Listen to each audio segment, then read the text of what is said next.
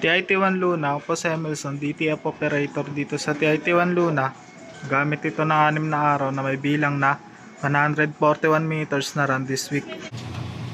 Ito naman po ang aking printed area. Ang uling palit ng colored, July 9 last month. Ito naman yung damper, ang uling palit ng colored ng June. Capping na may 90% good condition. Head clean. Linisin ang wiper after head clean. Nozzle check, kaya po buo naman siya. Ink system, tama lang ang level.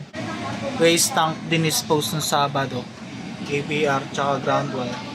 Ito naman po yung stock namin ng anyos. Powder tsaka white.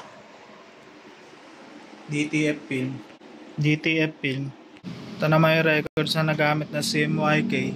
White, cyan, magenta, yellow, tsaka black. Resin powder. DTF film. Solution.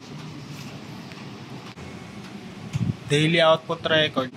Printer daily checklist. Wala naman kaming in-house order. Thank you po.